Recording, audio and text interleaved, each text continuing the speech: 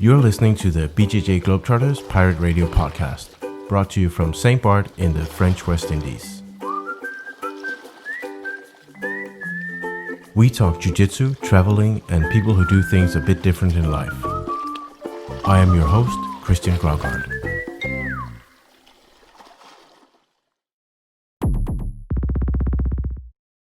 Hey everyone, welcome to the very first episode of the BJJ Globetrotters Podcast. This podcast was actually has been on my list for pretty much forever. I think probably 2 years, if not more. It's been on my idea list. So I actually bought a microphone for this, like for my computer, maybe 2 years ago, and thought, okay, now it's time to start to record something. But never really got around to it. Suddenly, I had the idea of moving to the Caribbean, and that took a bit of my time. And then I just imagined as soon as I got here, I would just lay in my hammock every day and record a little radio show podcast. But yeah, that didn't really happen. I've been here a year, and it's been quite a lot of work just to get settled in a new life. But anyway.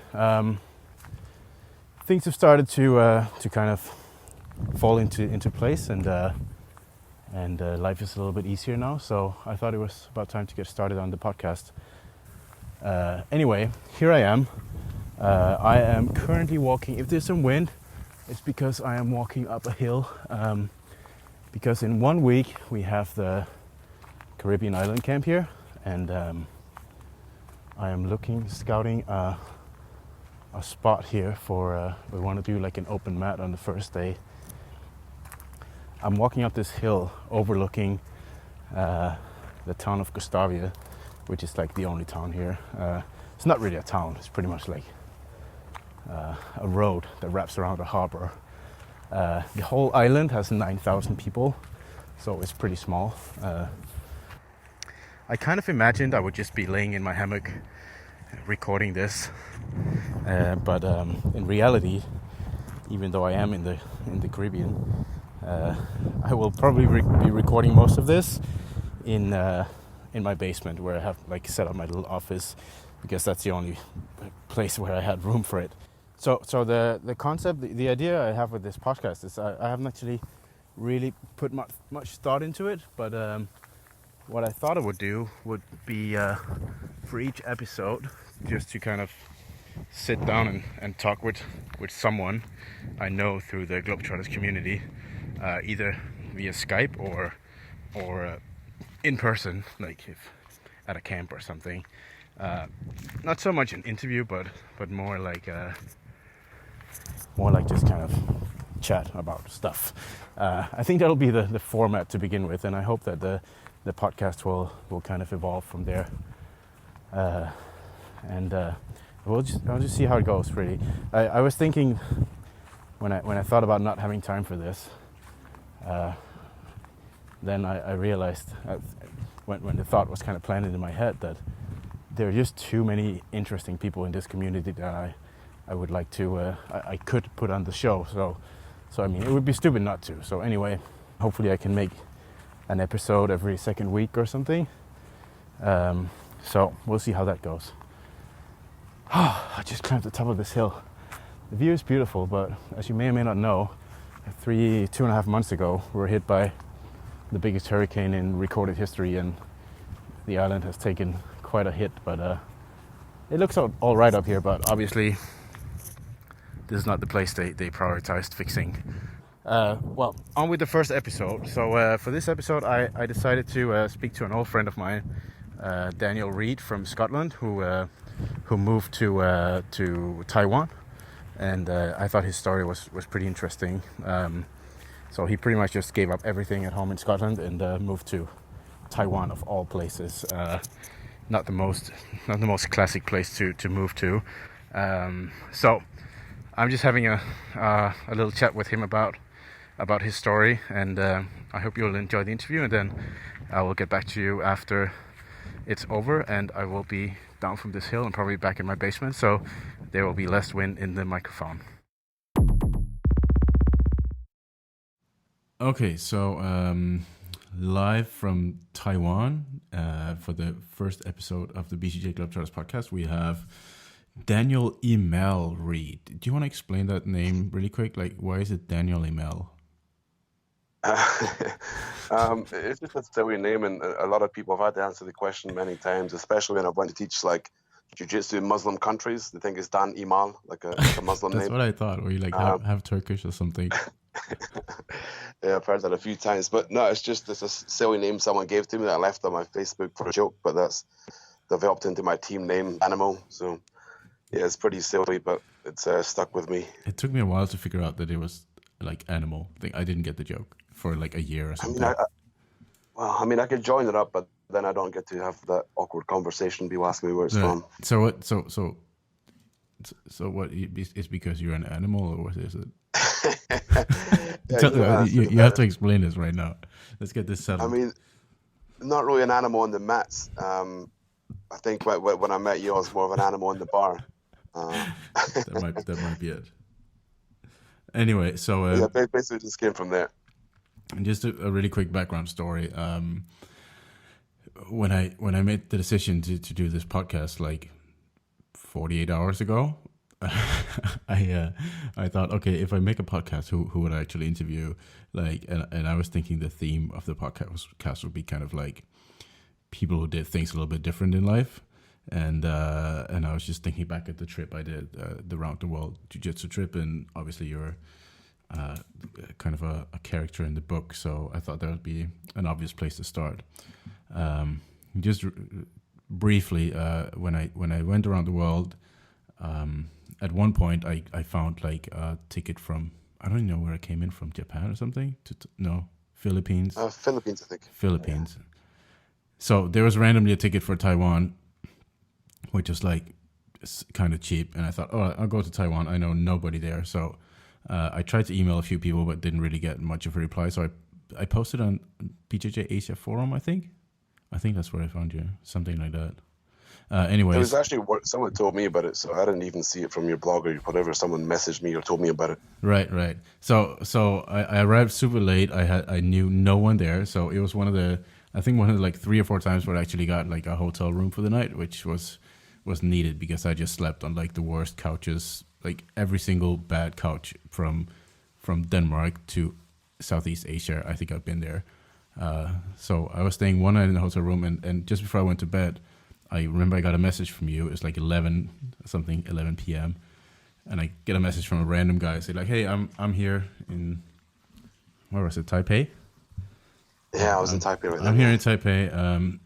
Someone told me you're here. Like, why don't you let's meet up tomorrow or something? Like, yeah, sure, I'll go to bed. And you said like I'll pick you up at 10 in the morning at the checkout from the hotel, and then I went to bed. And I just arrived in Taiwan, and I wake up in the morning. I just throw everything in my backpack, walk out the door.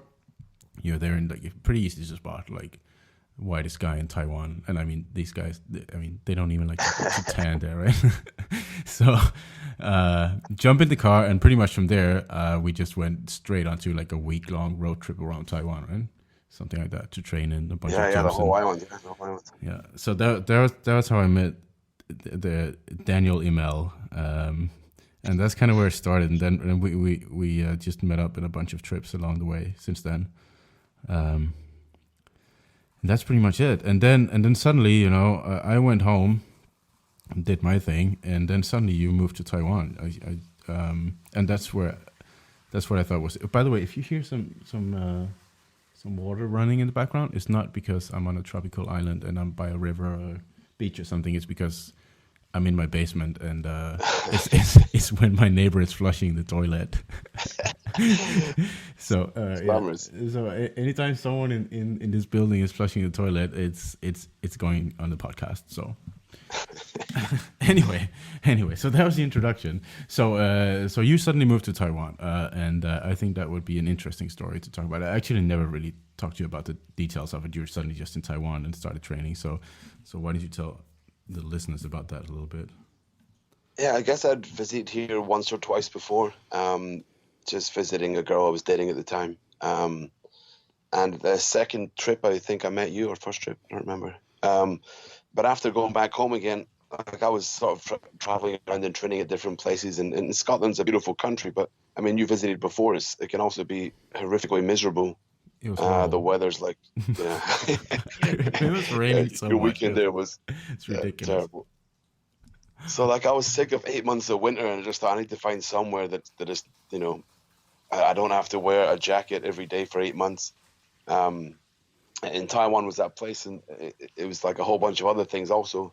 So yeah, just after traveling around and training in different places, I was looking for somewhere that I could either train or coach. I hadn't really decided on opening a gym at that point.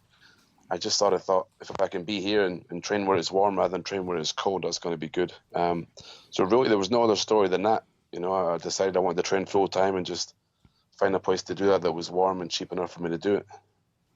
Right. So, and I know what people are thinking when you say that. They think like, that's cool, but I could never do that. You know, I have my friends at home. How will I make money there? You know, can I even find a job?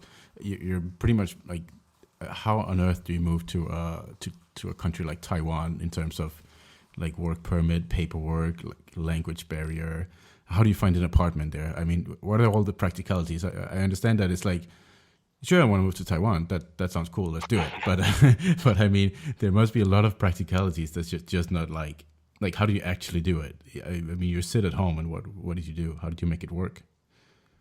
Honestly, if I knew how easy it was to do, I would have moved years ago. I always thought it'd be so difficult to do. There'd be so many things that would hold me back. But actually, it's super easy. Like Taiwan, anyway. I'm not sure about other countries. I haven't lived in that many countries, but here, like, it's not that difficult at all. If anyone speaks English as a first language and has a university degree, they can move here tomorrow. It's super, super easy to move here. For me, it wasn't so easy, because I'm not teaching English here, which is the most common thing for Westerners to do here. For me, it was a little more tricky. It took a lot of paperwork and stuff. But when I first moved here, I was just kind of like, teaching a small amount of guys. So it was kind of like under the table type stuff. Everything didn't have to be legal. I wasn't teaching at my own gym or anything like that. So, it was kind of like cash in hand stuff. But for other people to move here with a degree, super, super easy. Like, and I feel like when I've traveled around Asia, I think most countries are like that too. I think it's possible to move to a lot of these countries and teach English. And actually, most of my foreign students, that's what they do. And their quality of life here is so good.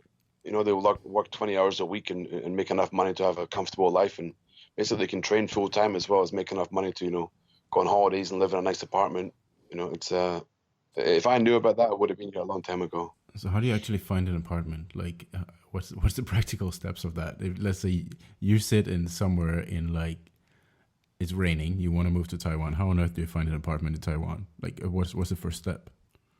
Yeah, I mean, there's websites all the time now, right? You can find websites for everything. So I think in Taiwan it's 591.com.tw, and it basically lists every apartment in Taiwan that's for rent. So, and Google automatically translates it for you, and it's not perfect, but it's close enough. Mm. So like, really, you can see the prices of stuff and see where they are. It's really not too tricky at all. But if someone was thinking about coming here, like, it's so cheap to get a hotel or to do Airbnb. You just come here and sort of find out where you liked a little bit first, be here for a couple of weeks and check everywhere out and then get an apartment after that. But even that part of it, honestly, I thought it'd be difficult, but it's not tricky at all. And people, foreigners and Taiwanese here, are so friendly and help everybody that it's kind of a great culture for that. Do most people speak English really well there? Or? I'm all the way in the south, so like the level of English is lower for sure. People will try their best, but the level is not high, which is why all my foreign students teach English. But I mean, there's enough people that speak English here that you wouldn't have to be able to speak Mandarin to survive. Right. I mean, it helps, of course. How's your Mandarin coming along? How long have you been there for? I've been here for 4 years now. Right. 4 years. I mean, I can survive. Mm-hmm. I don't speak as much as I should, but that's because, like I said, you don't really have to. But I can speak enough to survive. Right. What about so you arrived there with nothing really and no plans. So how and from there to now you have like a wildly successful academy with a lot of people and a lot of competitors. How did you actually manage to do that? How did you open the gym and find a space and all that? I mean, you're a brown belt when you moved there, or I don't remember. purple belt? I was just got my brown belt when I moved here. Right. Some shady guy on the internet gave it to me. So it wasn't I've heard worth too about much. that. Just before I moved, I'd visited here a few times. Just before I moved, I had a brown belt. And I sort of this is very funny. Actually, it all comes back to our initial trip. I was at a competition in the middle of the island, a place called Taiwan, and I saw a guy that was at the seminar. Remember the place all the way down in Taidong, the place in the middle of nowhere? Yeah, the enormous judo hall thing. Yeah, the biggest hall of all time. There was a guy there who was at the seminar, but like, to be honest, at that time I wasn't a great traveler. I wasn't like a super social person in many ways. So like, I feel like I was quite quiet to that guy at the time. Like, it's not super friendly.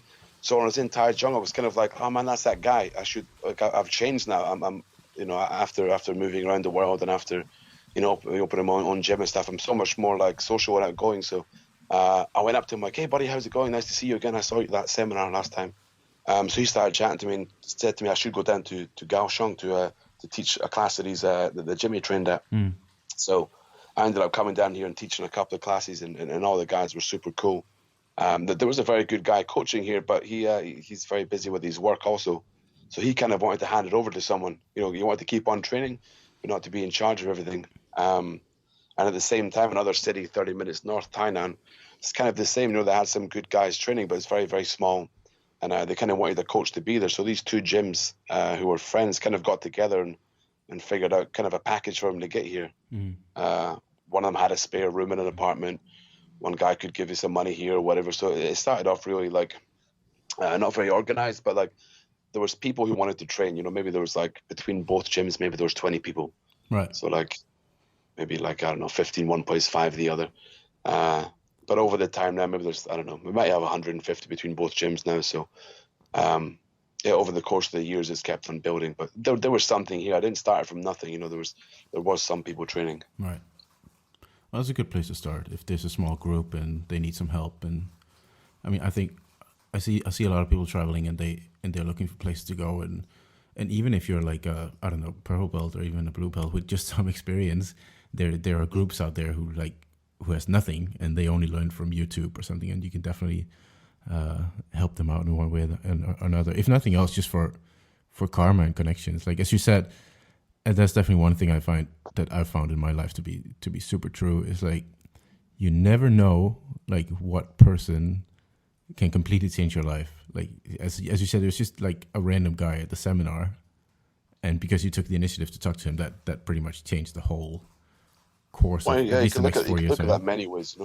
There'd be so many steps in it. If I had made that phone call to be like, or that email to you saying, hey, let's hang out, let me help you get around Taiwan. Right. If I hadn't made this random gesture of kindness, then I wouldn't have met that guy, and I wouldn't be living here. So, yeah, I think just putting yourself out there is the same for me. Every time I do that, I feel like good things happen. Right. Yeah, I definitely came to that conclusion along the way that if you just all the time, I try as much as possible to kind of, I don't know how to describe it, like maybe plant little seeds of karma everywhere. Every person you meet could potentially, be your next best friend or change your entire life. So being kind to someone or just doing someone a favor, you never know how that's going to come back. And I don't think it's karma in like a spiritual way, but more like an actual practical way. It's just so complicated. Yeah, it's very practical. You can't actually see how, the connection between something you did and what you got out of it. Well, sometimes you can, but I mean, so I think if you just always keep an open mind towards people, then you never know, you might get a little favor back, or they might change completely the course of your life. I mean, that's the same reason why I sit here in the Caribbean right now and not like freezing my ass off in Denmark. So I think we pretty much have the same story there. It's just being nice to some people with a genuine interest in actually being nice to them, and that will very likely come back in one way or the other. It's honestly not like it's not natural for me to be that way. It's not like I don't feel like it's the natural way for Scottish people to be. We're quite miserable. For me, it took effort to do that. If I'm honest, I'm an asshole. Yeah, I'm naturally an asshole. So it's a battle that I'm fighting all the time to be like. If I go traveling, I find it easier. Right. For the people that are around me all the time, sometimes it's more difficult. Right. You know what I mean? Like it's But I think when I'm traveling, I find it a lot more easy. Some new person, I can find it easy to be nice to them. But I think if I could bring that to my everyday life, that'd be even better. Right. Well, you see where it took you. So. Yeah, exactly. Yeah. And your English improved a lot. I thought you were going to say something about that. I think for the first few years I knew you, you're repeating every second sentence at least for me to understand it. And we talked about that. I remember we were hitchhiking in Estonia. Remember that? And you were so frustrated. It was some like a couple from Latvia or something. They picked Belarus. Their English was really bad, but and you just couldn't talk to them because they didn't get your Scottish accent. And like I was just speaking to them all the entire trip, and you were just quiet and angry because they didn't understand your English. Well, honestly, like I said, me not being social, part of it came from that. Right. Like, anywhere I traveled, they spoke English. Even they were like, I don't know what you're saying. Yeah. I mean, people that are listening might hear my Scottish accent still, but compared to what it was, like I was basically useless. Like I spoke English as a first language, and no one could understand me. Well, it's funny because it's true. It's funny because it's 100% true. I didn't understand half of what you were saying, but well, you had a pretty smile, so. I think Scotland's hard to understand in general, but the area I'm from is particularly hard to understand, even within Scotland. So, yeah, it made me basically travel retarded. So how was it leaving? Speaking about home, how was it leaving home and your friends? You were teaching there and had you were teaching some at least like. Yeah. I was teaching quite a lot. Bunch of friends there and training. And how was it leaving everyone in your family? And I mean, we left home with two different stories. I left with a family, and you're on your own pretty much, but still. Let's hear about that. How was it? I mean, maybe at the time I felt something. I honestly don't even think about it. Like sometimes I think around Christmas time and stuff. Oh shit, it'd be good to see my family. But then I think about how miserable I am in the cold. Like I'm a different person, but when it's cold every day, fuck, I don't want to leave the house when it's like that. So honestly, that the pros so far outweigh the cons. That I mean, I miss my family sometimes, some of my friends sometimes, but no, I get I mean, it's winter time here right now, and it's probably 25 degrees today. So no, I don't know. I mean, yeah, I don't think it was a big decision. Really, for me, it was like, well, if this doesn't go well, I can always come back, right? Right. And the world is kind of smaller, My grandfather left Denmark. He sailed to Australia, like, in the 60s or something. That's insane. It took him like 2 months to get there. There's no, like, I'll just go back if it doesn't work, He left the family at home so he could start a business and a life down there and then invite them later. Never happened, but I mean, back then there was no, like, I'll just go check it out, Right now, if you want to go home next week, just buy a plane ticket, right? Yeah, it's not even very particularly expensive, really. So, about opening a gym, like in a different country, in different culture, like how did you manage to do that in terms of like, I don't know, even like financing it or advertising and finding people? And I know you had something there already, but tell us about how the gym kind of happened. I was sort of lucky in a way. So when I first got here, we were running out of like a commercial gym, so like using a space in another gym. That they were very, very hard to deal with and like made it very difficult for new people to come along. So after we're there for a year, when everyone's contract sort of ran out, we decided let's just open our own place. It's going to be easier to get new members. So I started looking into ways I could get enough money to do that, enough sort of like enough connections. And one of the guys that was training with me at the time, he runs one of the biggest bars in town, one of the most popular sort of foreign and Taiwanese bar in town. So he's used to sort of like marketing, and he already runs a business in Taiwan as a foreigner. So he seemed like the perfect guy to kind of get on board. He was training all the time. So actually, him and his business partner, they own half of my gym. I own the other half. Right. At least my gym in Kaohsiung. But what they brought to the table was a lot that I couldn't do. They both speak good Chinese. They run a business already in Taiwan as foreigners. They're very good at marketing and promotions and stuff like that. So at the start, they took care of a lot of that stuff, and it was like a kind of big load off for me. I could focus more on teaching and stuff. So again, But like, so you, it's basically just getting lucky and finding the right people again, right? right, keeping an open mind. Yeah, I mean, it would be tricky if I couldn't speak any Chinese trying to open a business myself. It would be much harder. I would have to find someone or pay someone to at least translate for me and get everything done. I mean, that'd be the biggest language barrier that I notice is anytime any business stuff is discussed, like I don't have any business Chinese at all. So I'm basically useless. So I'd say that's kind of the hardest part about it. But for the most part, that's already set up. So I never really have to deal with anything like that anymore. Right. That kind of takes care of itself. So yeah, that was just really the start of it all happening. So how about actually like running the gym? I mean, it's obviously very successful. You've managed to get a lot of people in there. Like, what do you think are like key points to the success? Like, why does it work so well for you? I said this on the on a podcast before. Actually, someone was asking me about that, and one of the things, something you mentioned earlier, when I first set up the gym, I thought to myself, and I remember I asked you briefly about actually when I was opening the gym, I think I asked you some questions about the success of your gym, and something you said that kind of stuck with me was just that treat everyone that comes to the door like your possible new best friend. And it sounds cheesy and stupid, but actually it's just giving them a chance, give them a handshake, give them a smile, and then and give them the chance to be your friend, you know? Right. And if you do that, so many people will surprise you, even though they might look like a psychopath. They might turn out to be a super cool person if you greet them with a smile, you know, and you're friendly to them. Or the other way around. So that was very, very important. Yeah, of course, yeah. But like early on, that was so important for me. I wanted to create a vibe in the gym, and coming to your gym in Denmark or your old gym in Denmark a few times. The thing that really stuck out to me was like how friendly people were and how welcoming people were. You know, everyone kind of remembered each other's names. It was like, I think that's a huge part of running a gym that people don't see. It doesn't have to be success in medals and things like that. But like, if it's very, very friendly and welcoming, then I don't know, man. Like, I think they're more likely to be a successful gym. So I focused on that a lot at the start and kind of like almost forced my guys to be the same way, you know, forcing them to also say hi to people when they come, say bye when they leave, like, you know, small things like that, but really policing it to make sure they're always doing it. I mean, now it's pretty much happens by itself. Everyone is that way, so I don't even have to be that way anymore. It takes care of itself. But like all the Globetrotters travelers that have came through and trained at my gym, that's something that they say is one of the most friendly gyms they've ever trained at.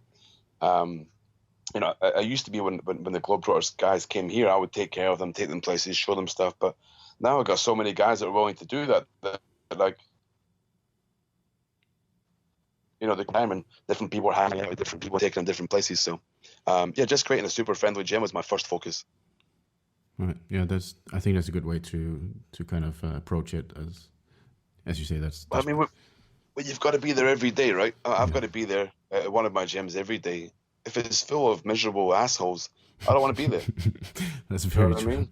That's very true. So I'm really creating a playroom for me, right? This is my place to go and have fun. So I don't want some assholes on my mat. I want it to be everyone's cool. But yeah, we're very lucky with that. As far as like, I don't know, the rest of it being successful, we've done a little bit of advertising and stuff like that, but most of it's been word of mouth. Yeah, just by being a cool, friendly place, other people tell other people. It's been tricky. Like, you know, I remember back home when I was coaching in Scotland, you'd get random athletic young guys coming in all the time. You know, we don't get many of them. So I've really had to kind of, you know, adapt my coaching. You know, most of our guys are older in their 30s. Basically got a team of masters. But also like a whole lot of tough guys, you know, like, so I miss not getting those random athletic young kids coming through the door. But that probably also makes it a friendlier place, you know. Yeah, you get a whole bunch of young guys in there full of testosterone. You know, maybe that's going to be why I haven't had many issues in the gym. And also, Taiwan is just not really a fighting culture. It's like one of the safest countries in the world. So there's no one has any reason for self-defense or like to. And not that I think like I don't teach self-defense or anything, but like, you know, that's the reason a lot of people start. You know, they want to learn the martial art for self-defense, and that doesn't really exist here. There's no real sporting culture here. So many of my students, the first day they came, they didn't know what jiu-jitsu was. Like, they didn't even Google. They just walked through the door thinking, all right, what's this? Show me. Which I think in many ways is absolutely amazing. They believe in what? Sorry, you just fell out. They walked through the door, but having no idea what jiu-jitsu was. Right.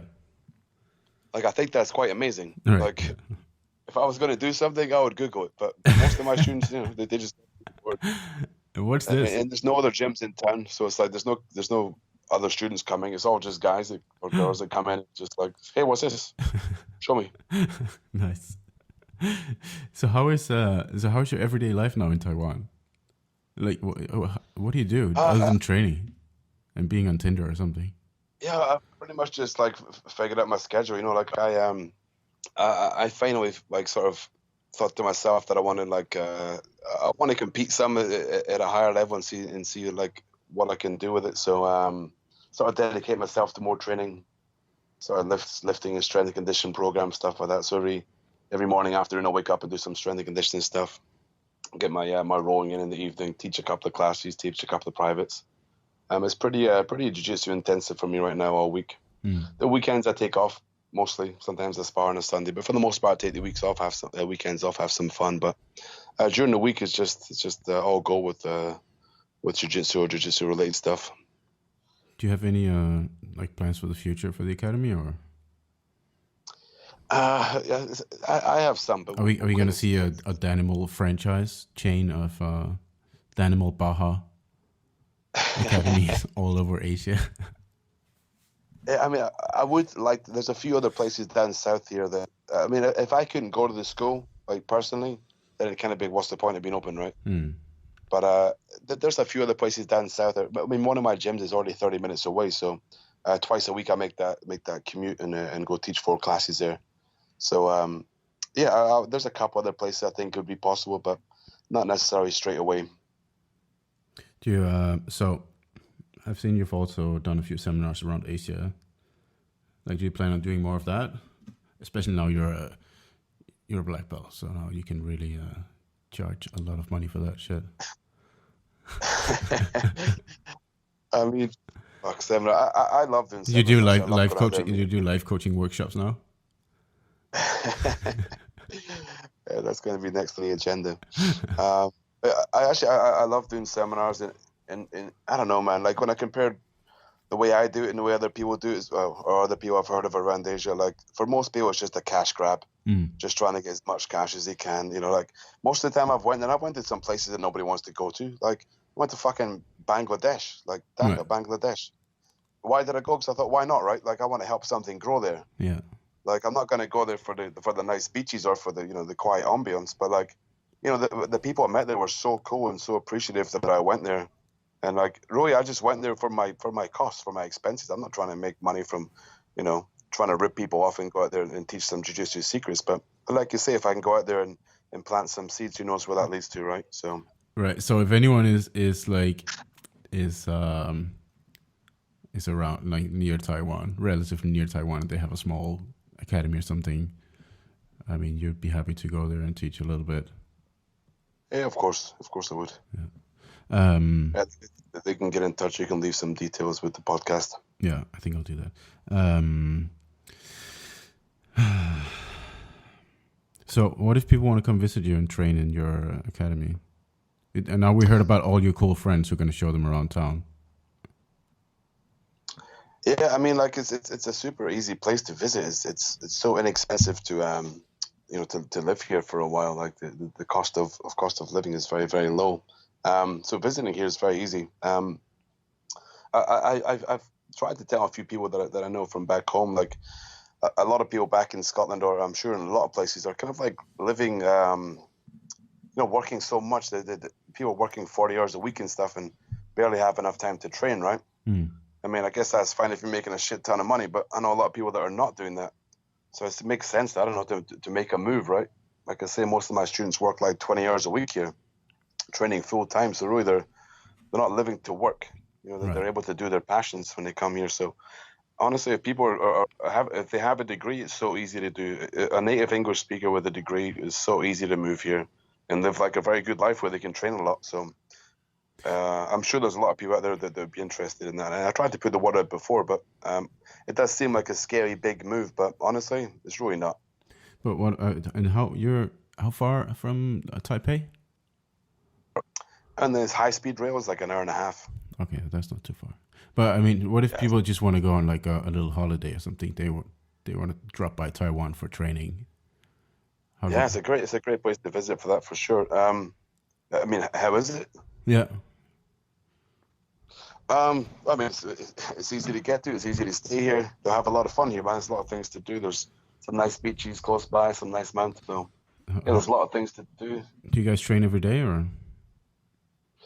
At my place in Kaohsiung now, there's a class every day. There's 5 classes most days, 4 classes other days.